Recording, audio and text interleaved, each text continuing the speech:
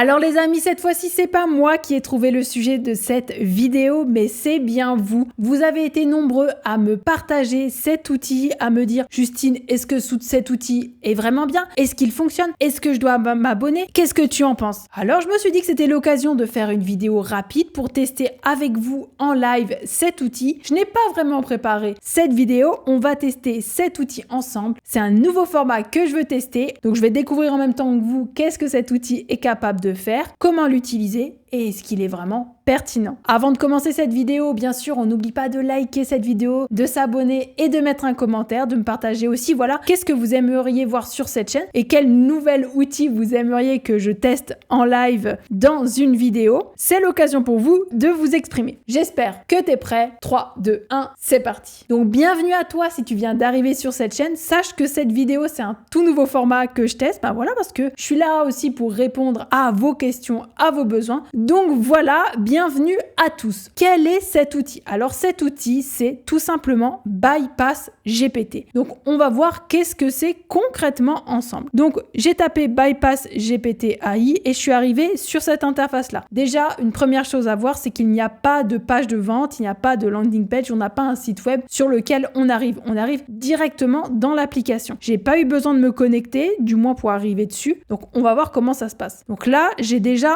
un outil. Ok, je scroll, ok, reconnu comme excellent par différents médias. Ok, donc là, on voit qu'est-ce que l'outil est capable de faire. Donc c'est un petit peu comme une landing page dans une application. Bon, ok, très bien. C'est innovant, mais au moins tu sais à quoi t'attendre. Donc on a humanisé le texte de l'IA et contourné la détection de l'IA avec notre humaniseur d'intelligence artificielle. Donc leur promesse, c'est que tu peux détecter le contenu qui a été généré par IA. Ok, réécrire sans plagiat. Ok, ça veut dire que tu peux utiliser cet outil-là pour écrire du contenu qui a été fait par quelqu'un d'autre, mais dans un autre style, sans forcément qu'ils se rendent compte. Donc ça, je sais qu'il y a pas mal de personnes qui l'utilisent. Ok, complètement sans erreur. Ok, peut humaniser le texte de l'IA, au contenu de haut niveau, authentique et créatif, contourner les filtres anti-spam. Bon, d'accord. C'est un peu clair sans l'être vraiment. Je vois qu'on va pouvoir détecter le contenu qui a été généré par IA, le réécrire de différentes façons. Je vois un peu l'idée. Ok, je continue. Donc là, c'est toutes les solutions qui ont intégré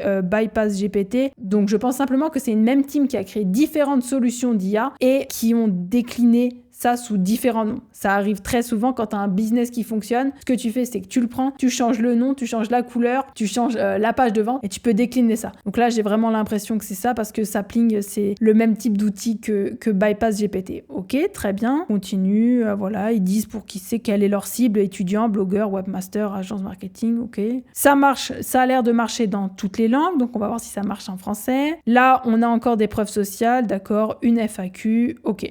Donc ici, dans la barre latérale, je pense qu'on a les outils qui sont disponibles. Donc, je clique dessus. OK. Contourner l'IA. Donc, cet outil-là, ça permet quoi? Créer un contenu 100% humain qui peut contourner tous les détecteurs d'IA avec Bypass. Toutes les sorties sont sans plagiat. Ok, on va tester ça juste après. Indétectable AI, ça te permet de réécrire ton texte que tu as généré par IA pour qu'il soit 100% indétectable. Donc pour moi, c'est la même chose que contourner l'IA. Le détecteur IA, ok. Pour vérifier si ton contenu, ok, on a le détecteur IA, on a iHumanizer qui te permet, j'ai l'impression que c'est un peu également la même chose, donc d'humaniser ton texte. Donc en fait, ils vont simplement le réécrire encore une fois d'une autre façon. Suppression de plagiat. Donc là, on a un système de double langue où tu peux réécrire ton contenu soit dans la même langue, mais sans qu'il y ait de plagiat, ou alors changer de langue, d'accord. Et générateur d'essai, ok. Bon, j'ai l'impression que c'est un peu quand même les mêmes outils dans chaque onglet, mais on va tester ça. Donc, on va voir s'il est capable de détecter l'IA. On va prendre un contenu que j'ai généré avec l'IA, voir s'il est capable de me le dire. Bon, déjà, il me dit que je ne peux pas tout copier parce que j'ai utilisé trop de mots, donc la solution, elle est payante. Donc, on va voir. Je vais supprimer ce qu'on ne peut pas détecter. Hop, et on va voir ce qu'il nous dit. Donc, je fais clic sur vérifier l'IA. Donc là, on peut voir qu'on laisse l'outil travailler. Donc là, il me dit le contenu de votre entrée est très probablement écrit par un humain. Alors que pas du tout. Il a 100% été généré avec BlueGPT. Donc, soit BlueGPT est très performant, soit ce genre d'outil ne fonctionne pas. Voilà.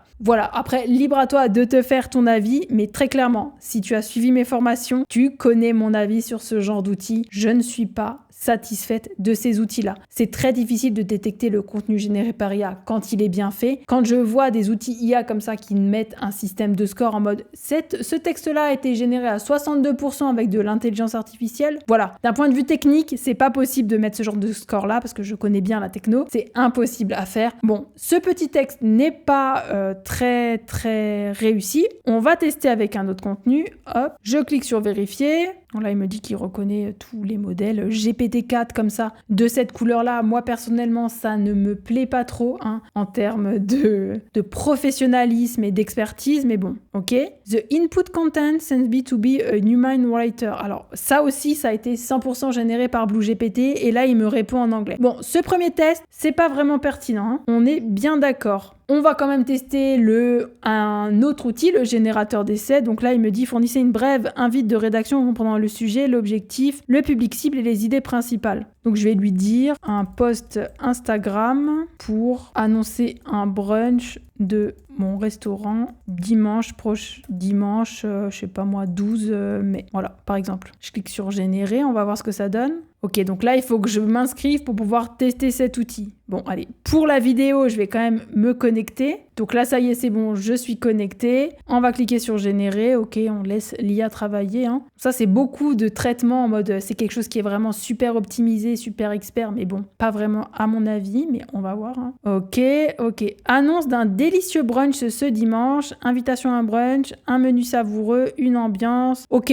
Rejoignez-nous sur Instagram pour plus de détails. Donc là, j'ai demandé de rédiger un post Instagram pour annoncer un brunch le dimanche 12. J'ai pas du tout un post Instagram, on est d'accord. J'ai un semblant de texte, un semblant d'article de blog. Il a pas du tout compris. Il a dit rejoignez-nous sur Instagram pour plus de détails. Si par exemple, je prends ça et je vais dans BlueGPT, hop, je prends le modèle, je prends n'importe quel modèle, par exemple celui-là. Je copie-colle simplement ça. On va voir ce que BlueGPT me dit. Voici une suggestion pour un post Instagram annonçant un brunch. Ok, voilà. Là, on est sur un post Instagram. On a des hashtags, on est quelque chose de structuré, on n'est pas long, on a une description qui donne envie, on a des emojis. Bon, voilà. Donc, très clairement, vous avez été nombreux à me l'envoyer parce que vous avez sans doute été targeté par une ads. Mais ce qu'on peut dire de ces solutions-là, c'est que c'est 100% bullshit. Arrêtez de croire qu'on peut détecter du contenu généré par IA. Ne dépensez pas un seul centime dans ce type de solution. Je préfère que vous alliez vous abonner à BlueGPT, à des outils pour générer des images, même à ChatGPT. Je préférerais que vous vous abonniez à ce